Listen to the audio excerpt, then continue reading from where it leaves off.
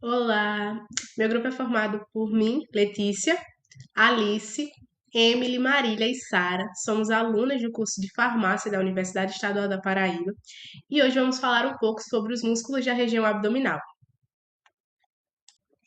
Bom, a região abdominal ela está localizada entre o tórax e a pelve, abrigando e protegendo órgãos vitais do nosso corpo, como o sistema digestório, o sistema urinário, o reprodutor. E por causa disso, ela desempenha um papel crucial na estabilização do tronco, na postura e no movimento. Os músculos que compõem essa região, elas não formam apenas uma simples parede, mas sim um conjunto de camadas entrelaçadas com fibras orientadas de diferentes direções, que essa organização ela proporciona uma cobertura e uma estabilidade, flexibilidade de movimentos na cavidade abdominal, ao mesmo tempo em que protege as vísceras contra as lesões e participa na formação de importantes passagens anatômicas que permitem que essas estruturas do abdômen e da pelve atinja o períneo e o membro inferior, como por exemplo o canal inguinal. Esses músculos eles podem ser divididos em dois grupos, de acordo com a sua localização. Os músculos da parede anterolateral e os músculos da parede posterior. Os músculos anteros laterais são aqueles que compõem a parte frontal e laterais do nosso abdômen. O nome é bem sugestivo. Existem 5 pares de músculo nesse grupo, que podem ser subdivididos em dois grupos, de acordo com a direção das suas fibras. Há 3 músculos planos, o oblíquo externo do abdômen, o oblíquo interno do abdômen e o transverso do abdômen. E 2 músculos verticais, o reto do abdômen e o músculo piramidal. Estão localizados próximos à linha média, entre a margem costal, que é a parte superior, e o pubis, que é a parte inferior. Já os músculos posteriores do abdômen são aqueles que compõem a parte posterior do abdômen, o nome é bem sugestivo também. É composto por um músculo verdadeiro da parede posterior, que é o quadrado lombar, assim como pelo grupo de músculos do iliopsoas, que é formado pelo músculo ilíaco e o psoas maior, que continuam para os membros inferiores. Bom, agora falando um pouco sobre o músculo reto do abdômen. Ele se origina na crista púbica e da sínfise púbica. Ele se entrelaça com fibras tendíneas de músculos de lados opostos, o que isso quer dizer? Que as fibras do lado direito se cruzam e se misturam com as fibras do lado esquerdo na região do pubis, formando uma conexão forte entre os dois lados do abdômen. Na imagem a gente pode ver, né, que o músculo reto ele é dividido em esquerdo e direito, e no centro dele, no meio dele, tem uma linha, né, que se chama linha alba. Ele se insere no processo tifóide do externo e nas cartilagens da quinta à sétima costela. Podemos dizer que ele é um músculo longo, bilateral, né, como eu já disse, ele tem dois lados, e de orientação vertical. Por possuir esse formato de faixa, ele ele é mais estreito na parte inferior e vai se alongando, alargando, né, na parte superior. Juntamente com o músculo piramidal, ele forma a parede abdominal anterior, próximo à linha média, é separado em dois feixes paralelos pela linha alba, que essa linha alba é formada pelo cruzamento das apneuroses dos músculos oblíquo externo, oblíquo interno e o transverso do abdômen. As bordas laterais do músculo ele cria uma borda semicircular, a linha semilunar, que se estende da extremidade da nona cartilagem costal até o tubérculo público. Ela é revestida pela bainha do reto e pela pinerose dos músculos abdominais laterais, ou quando segue para se inserir na linha alba. Ela apresenta 3 ou 4 intersecções tendinhas que segmentam, conferindo os aspectos de gominhos, né, os famosos gominhos, o tanquinho da academia, que quando todas as pessoas possuem, né, mas quando se tem bem desenvolvido, né, a pessoa malha muito, aparece com mais definição. Ou pessoas também que possuem uma baixa porcentagem de gordura, eles tendem a aparecer com mais clareza no corpo. Sua inervação se dá pelos nervos intercostais da T7 a T11, o nervo subcostal a T12 e sua vascularização se dá pelas artérias epigástricas superiores, que são continuações das artérias torácicas internas, e as epigástricas inferiores, que são os ramos das artérias ilíacas externas, que seguem ao longo da superfície interna do músculo. A artéria epigástrica inferior, ela é a principal artéria que irriga o músculo do reto abdominal. Também pode haver outras contribuições, como das artérias intercostais, subcostais, lombares posteriores e ilíaca circunflexa profunda. Sua função, né, o músculo reto abdominal tem a função de flexão do tronco, quando a gente tem a contração do músculo. A gente também tem a estabilização da pelve, a compressão das vísceras abdominais e a expiração.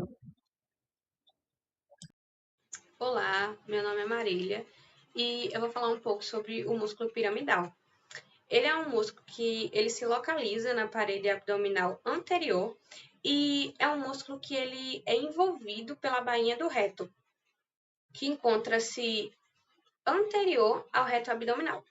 Esse músculo piramidal, ele se origina da crista púbica e da sínfise púbica, e seu ponto de inserção se dá na linha alba.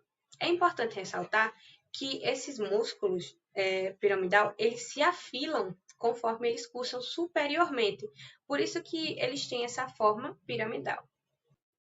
O pequeno músculo piramidal, ele recebe a sua inervação de um nervo subcostal, da T12. Já em relação à sua vascularização, ela provém de uma artéria epigástrica inferior. Em relação à sua função, o músculo tensiona a linha alba, que acaba auxiliando nessa estabilização dos músculos do abdômen. É bom ressaltar que ele é um músculo variável, ou seja, ele está ausente em 20% dos indivíduos. Oi, pessoal, eu me chamo Sara, faço parte do curso de farmácia e hoje eu vou apresentar para vocês o músculo oblíquo externo e interno do abdômen. O músculo oblíquo externo tem sua origem na face externa das costelas de 5 a 12. A sua inserção vai estar na crista ilíaca, no ligamento inguinal e também vai se inserir ali na própria bainha do músculo reto. Uma das suas principais características é que ele recobre o músculo oblíquo interno, parte das costelas e também os músculos intercostais. Quanto à vascularização e inervação desse músculo, a inervação é feita pelos nervos T7 ao T11 e também pelos nervos subcostais T12. Sua função está em flexionar o tronco, flexionar lateralmente a rotação do tronco e a compressão das vísceras abdominais, além também da expiração. Sua vascularização provém das artérias intercostais posteriores, da artéria subcostal e da artéria ilíaca circunflexa profunda. Uma curiosidade é o sentido das fibras que o músculo oblíquo externo tem. Ele vai de forma descendente da parte lateral à medial do abdômen. Em relação ao músculo oblíquo interno, sua origem se dá também na crista ilíaca, da fáscia toracolombar e também nos 2/3 laterais do ligamento inguinal. A sua inserção se dá pelas margens inferiores da costela, de 10 a 12, na linha alba, crista púbica e também na linha do pubis. A sua inervação é realizada pelos nervos torácicos inferiores, ali do T7 ao T12, além dos nervos ilho-hipogástrico e ilho-inguinal. A sua vascularização, ou a irrigação, é principalmente feita pelas artérias intercostais posteriores, subcostal epigástrica superior e inferior, ilíaca circunflexa superficial e profunda e também nas lombares posteriores. A sua função também está ligada à flexão do tronco, flexão lateral, na compressão das vísceras abdominais e na rotação do tronco. Só que, diferentemente do oblíquo externo, a sua rotação do tronco vai de forma contrária, lateral a medial, só que sem ser no sentido mão no bolso, como era no oblíquo externo. A sua rotação também, ela não é do movimento oposto, ela é para o mesmo lado, que é o que a gente chama de rotação ipsilateral. Olá, meu nome é Alice Vitória, eu sou do curso de farmácia do primeiro período. E hoje eu vim apresentar sobre o músculo transverso do abdômen. Esse músculo, ele se origina nas faces internas das cartilagens costais, da 7ª até a 12ª costela. Além disso, ele também se origina na fáscia toracolombar, na crista ilíaca e no terço lateral do ligamento inguinal. A sua inserção acontece na linha alba e também na crista e no pecten do pubis, por meio do chamado tendão de conjunto. Em relação à sua descrição, o músculo transverso do abdômen é considerado o músculo mais profundo da parede anterolateral do abdômen. Suas fibras têm uma disposição horizontal, o que é uma característica importante, e ele participa da formação da bainha do músculo reto do abdômen. Vamos falar agora sobre a inervação. Falando sobre a inervação e a vascularização, esse músculo é inervado pelos nervos tórax-abdominais, que vão da T7 a T11, pelo nervo subcostal, que corresponde a T12, e também pelos nervos iliohipogástrico e o ilioignal, ambos provenientes da L1. A vascularização do músculo ocorre através das artérias intercostais posteriores, da artéria subcostal da artéria epigástrica inferior e da artéria circunflexa ilíaca profunda. Por fim, quanto à sua função, o músculo transverso do abdômen é responsável pela compressão das vísceras abdominais. Ele auxilia na expiração forçada, contribui para o aumento da pressão intraabdominal e também atua de forma importante na estabilização do tronco. Meu nome é Emily e eu vou falar sobre o músculo quadrado lombar. O músculo quadrado lombar também é conhecido como quadrado do lombo e ele é um músculo da parede abdominal posterior e se encontra dorsalmente ao ilipsoas. É um músculo mais profundo da parede abdominal posterior, mas se encontra agrupado erroneamente com os músculos do dorso. O seu formato é irregular, mas normalmente é quadrangular, como é sugerido pelo próprio nome. Além da coluna vertebral, ele também se insere na 12ª costela, o que faz dele um músculo muito importante para a estabilização, tanto da coluna vertebral quanto da costela, durante os vários movimentos realizados pela coluna. Esse músculo ele se origina do ligamento iliolombar e da crista ilíaca, e a sua inserção se dá tanto na 12ª costela quanto nos processos transversos, da 1ª à 4ª vértebras lombares. Então, como o quadrado lombar ele preenche um espaço muito grande no interior do abdômen, ele está muito próximo de várias estruturas, como o cólon, os rins, o diafragma, os músculos intrínsecos do dorso, os nervos ilio-hipogástrico e o ilho ignal. Esse músculo é inervado pelo nervo subcostal T12 e pelos ramos anteriores dos nervos espinais L1 a L4. A vascularização é realizada pelos ramos da artéria lombar, subcostal, sacral-mediana e ilho lombar. Referente à função, o quadrado lombar contribui para a estabilização e movimentação da coluna e da pelve. Uma contração bilateral leva à extensão da coluna vertebral lombar. E quando o músculo é ativado somente em um dos lados, ocorre uma flexão lateral, que é quando o tronco se inclina naquela direção. Além disso, ele também fixa a 12ª costela durante os movimentos da caixa torácica, o que facilita o processo de expiração. O músculo psoas maior, ele tem a sua origem nas faces laterais dos corpos vertebrais que vão da T12 até a L5.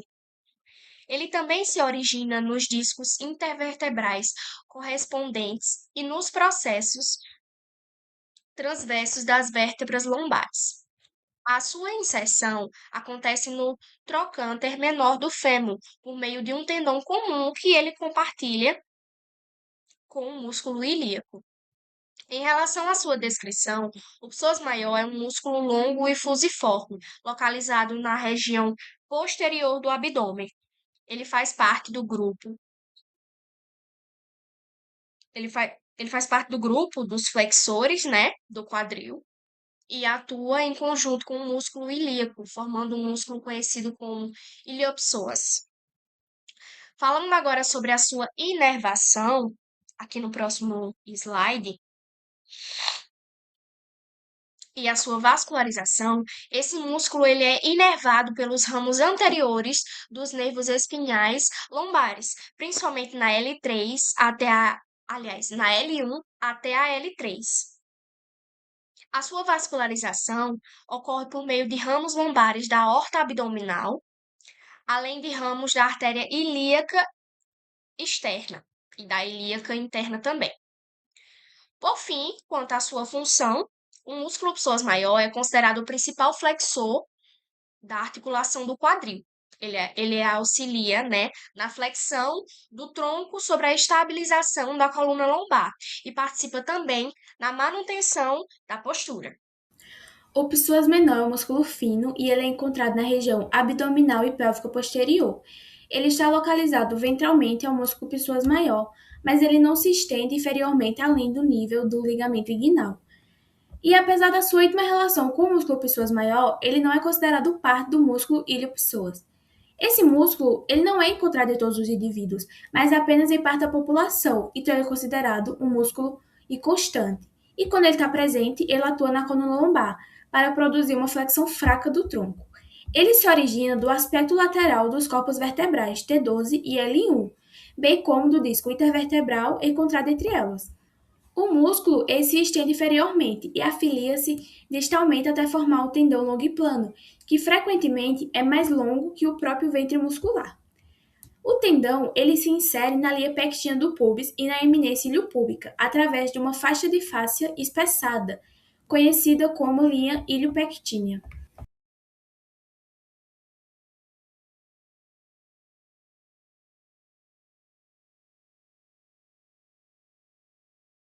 Esse músculo é inervado pelo ramo ventral do nervo espinal L1, com possível contribuição do ramo ventral do nervo espinal L2. Referente à vascularização, ela é realizada principalmente pelas artérias lombares e pode receber algumas contribuições da rede vascular do músculo psoas maior, que inclui ramos das artérias iliolombar, obturatória, ilíaca externa e femoral. O psoas menor é considerado um músculo muito fraco, então a sua ausência não resulta em nenhuma redução da funcionalidade do corpo. Assim, a sua função não está estabelecida de forma precisa, mas acredita-se que esse músculo ajuda na flexão do tronco, o que permite o inclinamento anterior da coluna lombar. Falando agora do músculo ilíaco, ele é um músculo que ele se origina na fossa ilíaca e ele se estende inferiormente até seu ponto de inserção, que fica no trocânter menor do fêmur. Ele compartilha esse seu ponto de inserção com outro músculo, que é o psoas maior. E eles juntos, eles constituem um músculo, que é o iliopsoas, que esse músculo que eles originam, ele é o mais poderoso flexor do quadril. O músculo ilíaco, ele é inervado exclusivamente pelo nervo femoral, da L2 a L4. Já em relação à sua vascularização, ela acontece pela artéria iliolombar, que é pelos ramos da artéria ilha interna. Já falando da sua função, ele é o principal flexor da articulação do quadril, ou seja, ele é essencial para levantar a coxa, para caminhar, para correr, para subir escadas. Além disso, ele estabiliza a pelve, além de auxiliar nessa rotação lateral da coxa e também contribui para a flexão do nosso tronco. Depois de conhecer os músculos da região abdominal, vamos falar sobre a importância muscular desses músculos, né, no nosso corpo e na nossa vida. Bom, então, como exemplo da importância muscular, a gente vai ter a estabilização do centro do corpo, né, onde os músculos abdominais eles formam a parede anterior chamada de core, né, que é o centro funcional do corpo, trabalhando em sinergia com os músculos da região lombar, pelve e quadril. E essa estabilização é fundamental para proteger a coluna vertebral, já que eles atuam como um cinto natural que sustenta a coluna lombar, prevenindo lesões durante movimentos bruscos ou levantamentos de peso, por exemplo. Eles também servem de base para os movimentos, qualquer movimento significativo, dos braços ou pernas, como correr ou chutar, né? Que geram uma força que precisa ser ancorada por um tronco estável. Então, um abdômen fraco compromete toda a cadeia sinérgica do nosso corpo. A gente também tem a postura e o movimento. Postura e o movimento tá certo. Onde a gente vai ter a flexão e rotação do tronco, né? Já que os músculos eles são responsáveis direto por fazer a gente conseguir sentar, levantar, girar o corpo, inclinar-se lateralmente e trabalham constantemente contra a gravidade para manter o corpo alinhado, né, com a postura. Então, uma fraqueza nessa região, ela frequentemente resulta em hiperlordose, que é o aumento da curvatura lombar, e, consequentemente, dores nas costas. A gente também vai ter o mecanismo de válvula e a pressão interabdominal, já que a contração coordenada dos músculos abdominais, especialmente do músculo transverso do abdômen, aumenta a pressão dentro da caixa torácica, da cavidade abdominal, perdão. Este mecanismo ele é essencial para que a gente consiga espirrar, tossir, vomitar, gerando uma pressão necessária para conseguir expelir o ar ou o conteúdo estomacal. Eles também auxiliam nos processos de eliminação na hora de defecar ou urinar. Na respiração, embora a gente saiba que o diafragma seja o principal músculo respiratório, os abdominais atuam como músculos respiratórios ativos, que durante a respiração forçada, como soprar ou praticar exercícios intensos, ele se contrai para empurrar as vísceras para cima contra o diafragma, auxiliando a expulsão do ar dos pulmões. E por último, não menos importante, né? A gente tem a compressão e sustentação das vísceras, já que eles atuam como uma contenção flexível que mantém os órgãos abdominais em suas posições anatômicas corretas. Então, mesmo com a mudança de posição do corpo, eles vão manter o nosso estômago, o nosso intestino, o nosso fígado nas posições corretas, para que não haja um desequilíbrio no nosso corpo, né? E para concluir, a gente percebeu que os músculos da região abdominal, eles vão muito além da estética corporal, né? Eles formam um sistema complexo e sofisticado de sustentação, proteção e movimento, sendo centrais para o funcionamento do nosso organismo. Eles estão presentes nos atos mais involuntários, como tossir ou respirar, até os mais elaborados, né, como praticar esportes ou dançar. A musculatura abdominal atua continuamente. Então, sua importância ela abrange desde a proteção dos órgãos vitais até a manutenção da postura ereta. Assim, compreender e fortalecer essa região não deve ser encarada apenas como um objetivo estético, mas sim como um investimento essencial na saúde funcional do corpo.